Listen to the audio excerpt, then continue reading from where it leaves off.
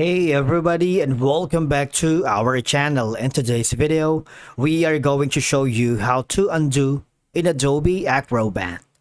Let's begin. Now, the first thing that you need to do is to log in using your credentials. If this is your first time in Adobe Acrobat, I want you to click the sign up option. And from here, just follow the on-screen instructions and you're good to go. Undoing actions in Adobe Acrobat is very simple and works similarly to other programs that you are familiar with, such as Adobe Photoshop, Adobe Premiere Pro, Adobe Illustrator, and a lot more.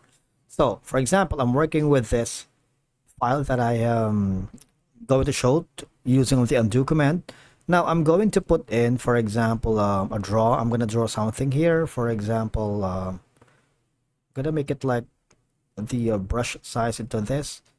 So I'm going to say undo. All right. Now for you to be able to use the undo command in your computer, if you're using the PC, you might want to press Ctrl+Z for Windows or Command+Z if you're using Mac to undo your last action. So let me do that. Ctrl+Z. You see that? It's one by one being undone. It's very easy, really. Now, I'm going to add a comment here. So, for example, I'm going to undo and click on post. You see this comment? Again, I'm going to press the Ctrl+Z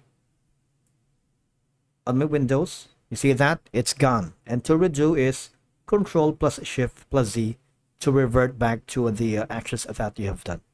Right? Now, let me try to create another option here in the draw. Say, for example, we're going to create, say, for example, an arrow. You see, apart from using the Ctrl+Z on your keyboard, you might want to use the icon, which is like an arrow here, that says undo. You see that? And to bring it back again, click on redo. All right, the undo icon is a left-facing arrow in the toolbar right here. If it's not visible, just go to the toolbar section, customize quick tools, and add the undo option. All right, and again from here, say for example, I add more, say for example, a lot of drawings here. And for me to be able to undo all of them, you have the option to click the undo button here, or Ctrl+Z in your computer. It's a very easy thing to do, and that's it for today's video. Thank you so much for watching. We will see you again in the next one.